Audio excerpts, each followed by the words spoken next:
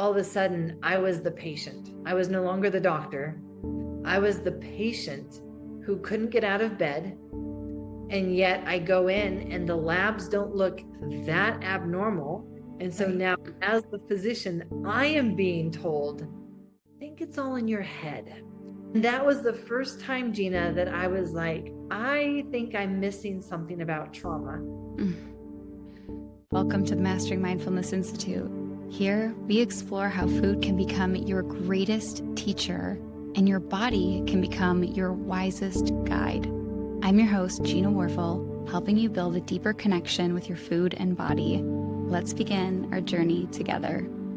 Hey, welcome back. If you've been here for a while, you've probably been on your journey to a deeper connection with your own body. And I know sometimes it can feel like, why can't I just, listen to my body? Why can't I eat intuitively? And why is my health not getting any better?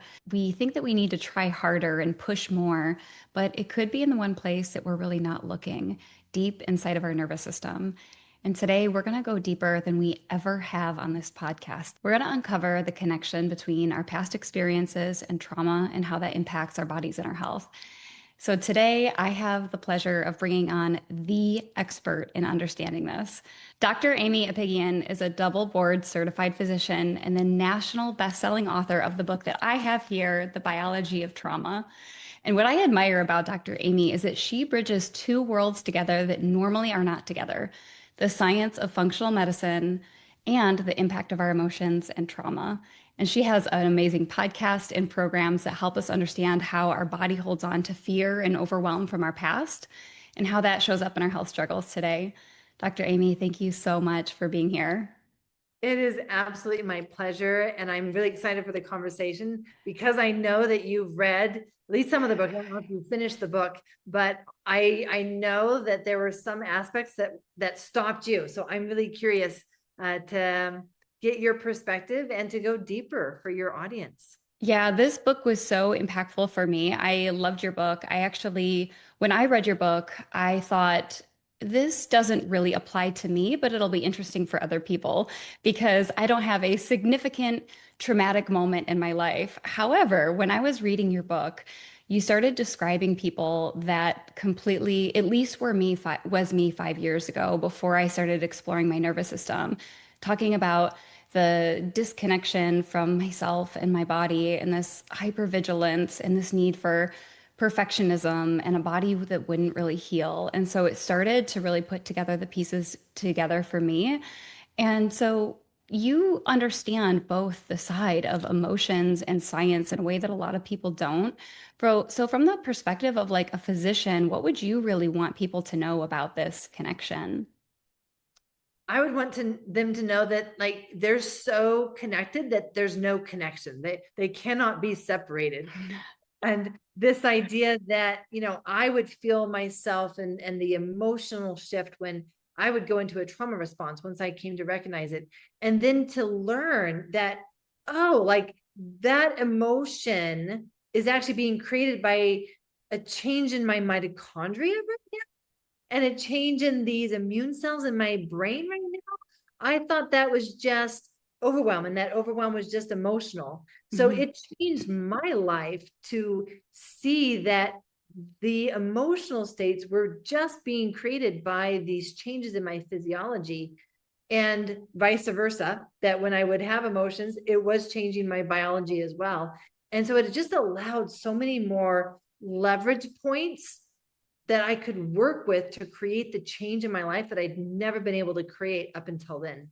So you're saying that both your emotions were impacting the physical body or your physical body, and your physical health was also impacting your emotional state, both like a bi-directional kind of path. Yes, exactly. The emotions can create our biology state, and our biology determines our emotions. It creates the emotions. Like that emotion of shame.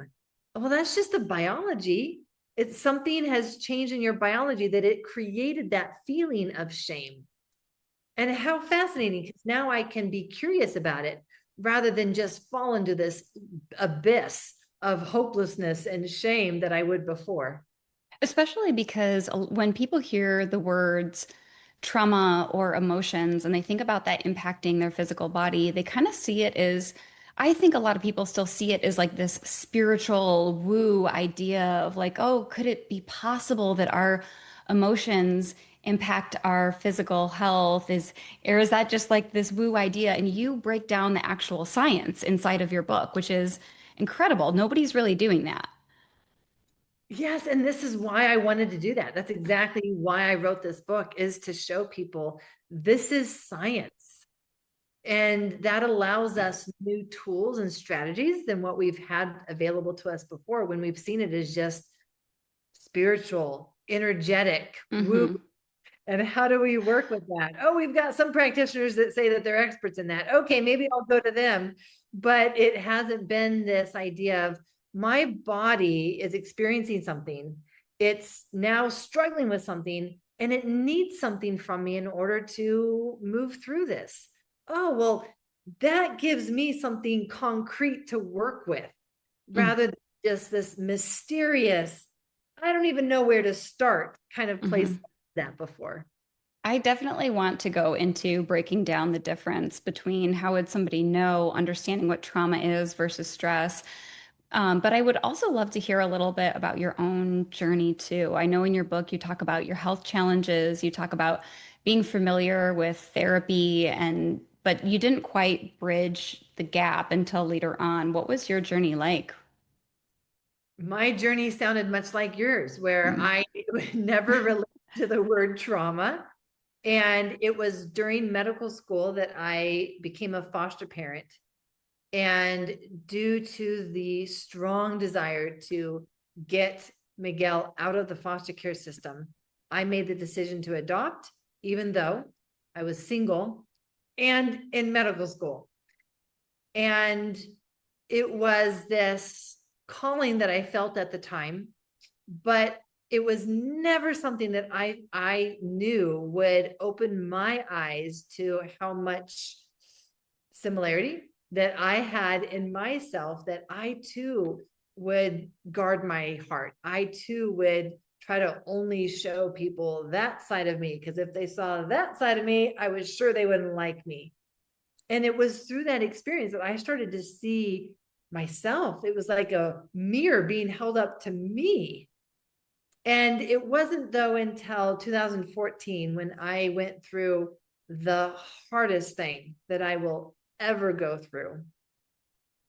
And at that time, my health crashed. And what happened is that this situation kind of culminated in May of 2014. And by June, 1 month later, the grief that I experienced had created chronic fatigue syndrome and autoimmunity. Mm. And that was a wake-up call for me, because all of a sudden I was the patient. I was no longer the doctor. I was the patient who couldn't get out of bed. And yet I go in and the labs don't look that abnormal. And so Right. now, as the physician, I am being told, I think it's all in your head. I think you need to manage your stress better. And yet what I knew was that those conditions, chronic fatigue syndrome, autoimmunity, I also was on 2 mood medications already for depression and anxiety, just trying to medicate them to mask them, just get it out of the way. Don't, I don't want to be bothered by those things. Don't want to be held back by those things. All of this was pointing to this idea of adverse childhood experiences. I knew the studies, I knew the research, I knew that when you have these ACEs, it creates these disease outcomes decades later in adulthood. And it would have made sense to me if I had had adverse childhood experiences, Hmm. but I hadn't. And that was the first time, Gina, that I was like, I think I'm missing something about trauma. Mm. I had always also seen it as the checklist of bad things that happened to you, or the checklist of things that should have happened for you, like the neglect. I understood those things. I understood that it was either the abuse or the neglect, the abuse being what happened to you, the neglect being what didn't happen for you. But I'd never related to either of those. So why did I have the body of someone who had experienced quite a bit of trauma in their childhood? Mm. So that's what started me on that journey of looking at what is trauma? Why does the body hold on to it? And what does it need? Because I want my life back. I want my health back. I had to go on a medical leave. I need my career back so that I can support myself. And had no idea what it would open up for me, or that it would change my career and that I would leave surgery and now dedicate my life to helping people learn and do the same process of healing this underlying dysregulation that disrupts our entire life until we can learn what the body needs to heal. I feel what you're saying so deeply, and your story so deeply in different ways. I see so much of myself in your own story, and how I think a lot of people feel. I know a lot of people are health professionals who listen here to this podcast, and me being a dietitian and noticing my health feeling like it was not quite on track, struggling with my relationship with food. For me, it showed up so differently. But I remember one person saying to me, Gina, there's nothing wrong with you. It's all in your head. But deep inside, I was like, what am I missing? There's something really wrong. And so I can feel so much of what you're saying. And I think it brings a lot of people compassion when they know I'm the health expert, or even maybe you're not a health expert, but you know how to eat healthy. You know how to take care of yourself. But there's something in you that's like, what am I missing? There's something really wrong. And that little clue can give us so much compassion for like, there must be something that I'm really missing here. Can you help somebody understand what a trauma response actually is, or what do you classify as trauma? Because you mentioned the things like abuse and neglect. How would somebody know? Because I wouldn't have said, oh, I had big trauma. What's the difference between that and a stressful life? Yeah, what a great question. And this is, I think, one of the most critical things for every person, whether they're a practitioner or not, because this is how we navigate life. Our nervous system is designed to keep us alive in every circumstance. And so, depending on what information it is getting from our environment, it will put us into just the right state in order to best survive that moment. And that's why there's 3 different states, because we have the state where everything is great, which means that I should be calm. I should be connecting with you if everything is great. That is the best way for me to survive when everything is good, is connect with people, be in my tribe, be in my community. But if there's a danger, well, then the best thing for me to do now is not to be calm, but to do something about it. Let me take action. So we have that physiology, and that's what we're going to call the stress physiology. And the stress response is mediated primarily by adrenaline. So the danger comes in, and our body says, I gotcha. Let me create adrenaline. And it moves us to take action. We do something as a result of adrenaline. And then there's this other degree of danger, though, because what if the size of the danger is so big that there's nothing that we can do that will make a difference? We call that an inescapable life threat. I'm powerless, I'm trapped, and I'm all alone. In that circumstance, it's no longer the best survival strategy to do something if what I do won't make a difference. So instead, my nervous system says, I gotcha. I've got one other survival strategy that I can use. And this one may seem counterproductive, but it's going to keep you alive. And it's just to freeze and shut down. It's to stop caring. It's to stop doing. And it's to stay small, to hide. I don't want you to die, but I want you to barely stay alive. And in theory, that is the best survival strategy when there's this big monster after us, and it's so big, we can't fight it and we can't outrun it. Well, then let me play dead. And most people don't know that they have these three completely different states. Even in medical school, I was taught that we have parasympathetic, and then we have fight, flight, and freeze. Sure.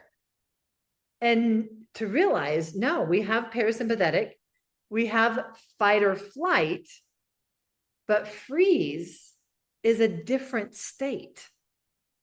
And it's also unsustainable. And so it's actually freeze and shut down that go together and are that same state of paralysis, internal paralysis, as my body literally holds me back and shuts down any movement that I might make, which is why our immune system has to get involved. Our cardiovascular system now gets involved. Our digestive system gets involved.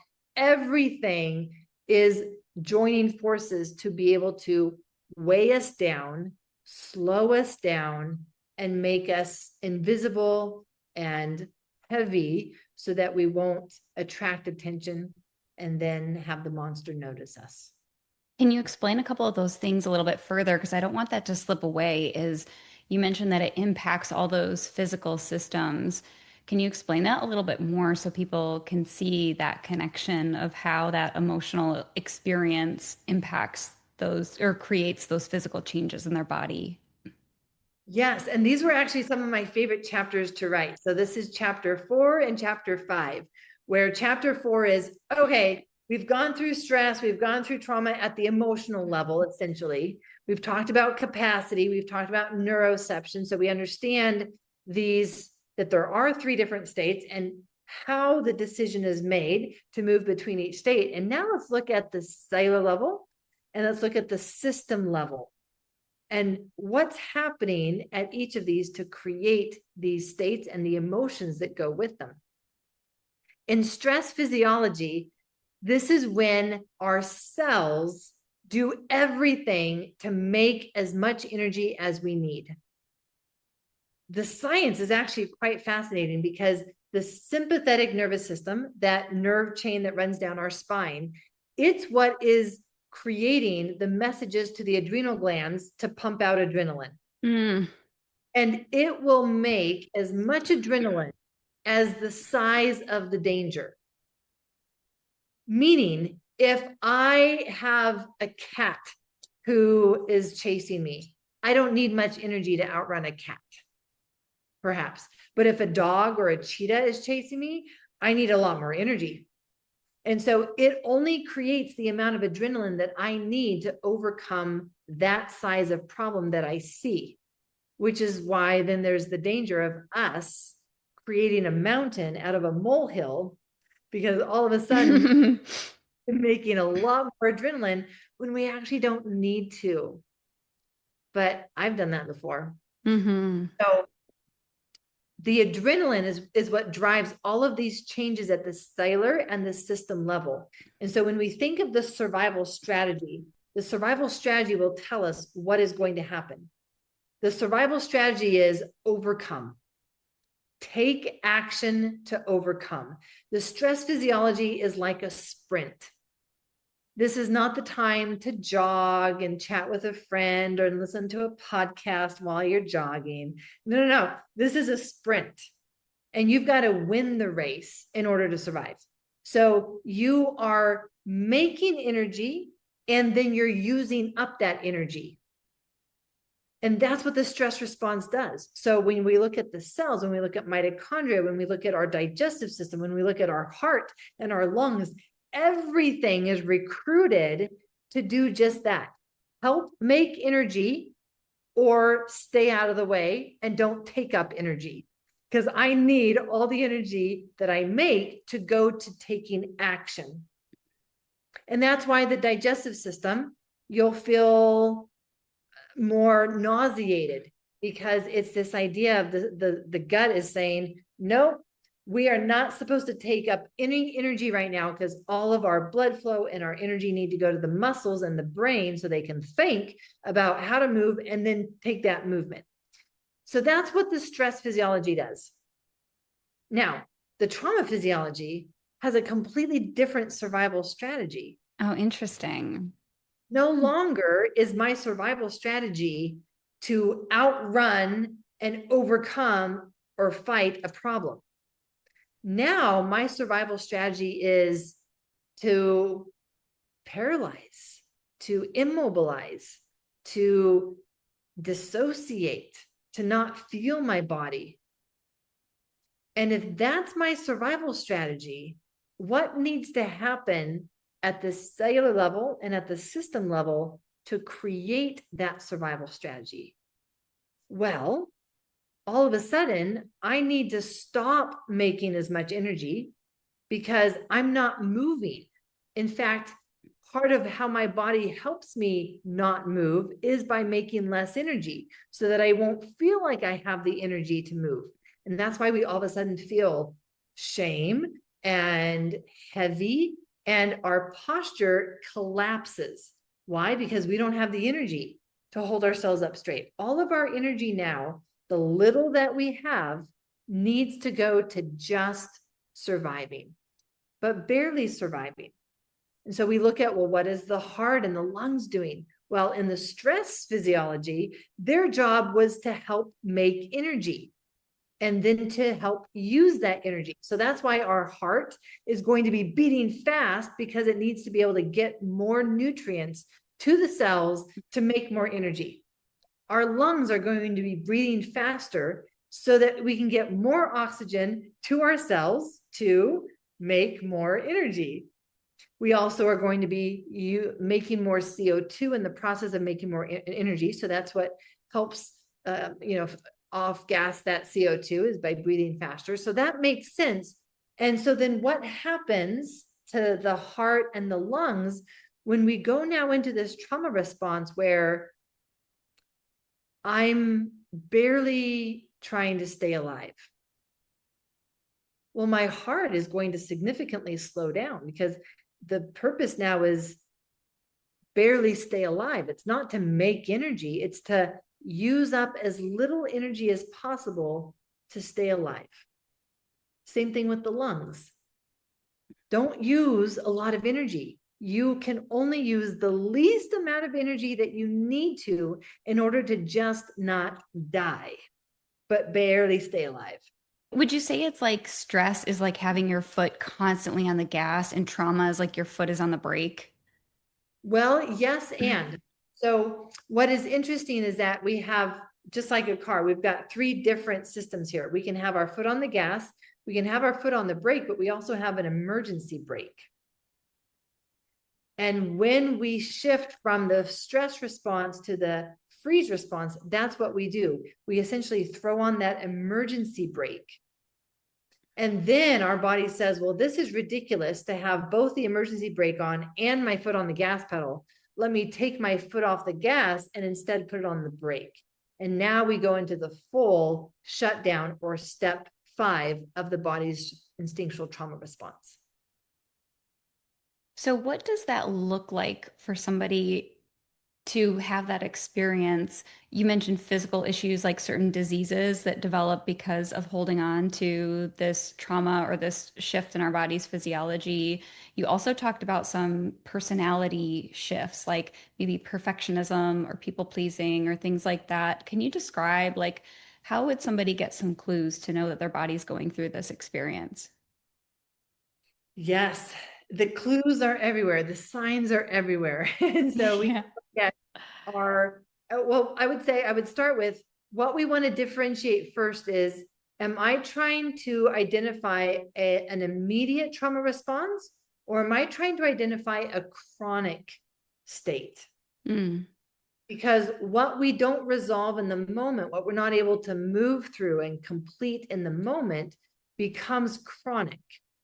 And then we develop what's called this chronic functional freeze, where we still have the emergency brake on, but we now have our foot back on that gas pedal. It just takes more gas to override the emergency brake.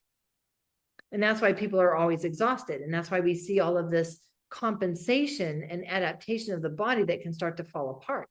Because if I'm now driving through life metaphorically with the emergency brake on and having to override that with the gas pedal, that's where my resources are going. My resources are not able to go to detoxifying my cells and moving my lymphatic system through and digesting food well. Everything is taking more energy just to survive and get my car down the road. So all of these other organic and essential and natural healing strategies that the body has are not being able to be used because there's no resources available to them. So that's going to see autoimmunity. You're going to see chronic fatigue syndrome. You're going to see digestive issues. You're going to see metabolic syndrome. You're going to see fatty liver. You're going to see all of these chronic health conditions because the body begins to not be able to continue to compensate by driving around with the emergency brake chronically on. And what's amazing is you break down all the science. I wish we had more time to go deep into the science of how these shifts happen, but you do explain all that in your book.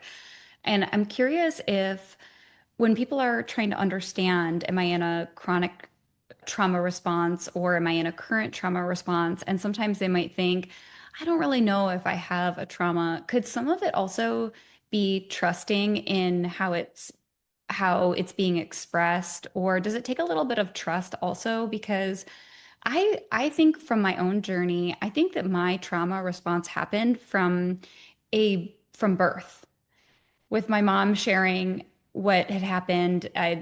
Shortly after birth, they thought I had meningitis, and they put 25 needle pokes. They did spinal taps, and I think that created this chronic nervous system activation. But that required a little bit of trust before I knew that, of feeling like, could that actually be where my trauma response? Do you see that happening where people might not be able to pinpoint a moment or a trauma, but the way that they feel is enough to validate their experience? That's exactly what I do now, Gina. So I'm a very different doctor now than what I was before, where I thought being trauma informed meant I was going to ask you the checklist of bad things that may have happened to you. Yeah. And that checklist misses a lot of things, because on that checklist, am I going to ask, did they think that you had meningitis when you were born? Yeah. No, it's not on the checklist. And so there's so much that gets missed, which then really confuses people like you and me, because we obviously have something in our body, but we don't understand it and we can't pinpoint it. I have found that's not necessary.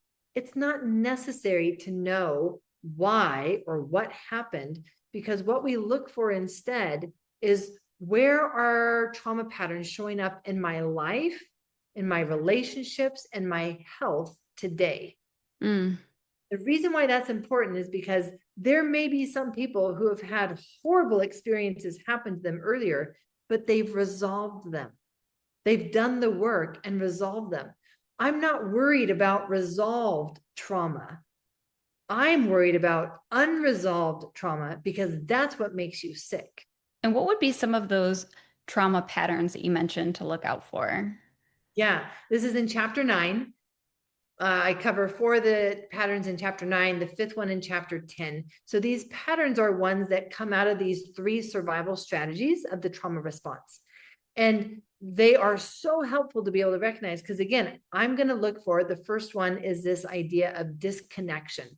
I feel disconnected. I'm going to look for this in all areas of your life, because if it's a trauma pattern, it's going to be coming from the root. And so the whole tree is going to show evidence of disconnection. And that's how we know it's a trauma pattern. So tell me about what stresses you out and how do you respond to stress? That tells me a lot about people's patterns by looking at, what is their pattern of response to stress? What is their pattern of response to loss, to grief, to change? Because those are the things that will bring out these patterns. And then we can see, oh, sure enough, Here's this pattern in my life. And you know what? It's also a pattern of disconnection or creating distance in my relationships. Oh, so now we see this pattern in your life and in your relationships. Well, let's look at your physical health. Do you perhaps by chance feel like you don't really feel your body much, that you don't pay attention to your body much, that you're not listening to your body, that you're disconnected from your body? And most of the time, of course, the answer is yes. And so there's that pattern of disconnection, and it's in their life, their relationships, and their physical health. That means that your body is holding on to trauma, and we never even needed to go analyze the past to know that we've got some work to do. Amazing. So those can be like little clues of knowing where you could go a little deeper into your self-exploration. Exactly. Yeah. There really are signs everywhere. What I love so much about this conversation and your view of trauma is when you explain the trauma response. I think sometimes we can think that my body is against me in the way that I'm behaving or the way that my body is acting. And the way that you explain it is that your body has this very intelligent wisdom that is doing everything to protect you and to understand what your body is really needing to get back into a safe state. And it's really like such a beautiful explanation of working with your body. And you actually had such a beautiful quote in your book. You said, let's see, I wrote it down because it was so good. The key lies in becoming the expert of our inner world and recognizing which state we're in so we can respond with the right tools. And it's so empowering and it's so beautiful. Is there any way that people, if they resonate with this, can start taking that first step to establish a sense of safety or begin working on this? Thank you for asking that, because here's what most people do wrong. Most people think that the first step is to start feeling their feelings, feeling their body. And I'm like, don't you dare, because that is what has not been safe. And now you're going to be, again, kind of working against your body. Instead, the first step is creating the safety to feel your feelings, creating the safety, making it safe to actually connect with your body. And those are just skills that anyone can learn. It's not magic. It's not mysterious. They're skills. And this is why it's been so meaningful for me to teach those types of skills to people now, instead of just writing another prescription for another medication, because this is what will change people's life more than what they realize, is creating the safety, learning how to create the safety to open up, feel, connect, and heal.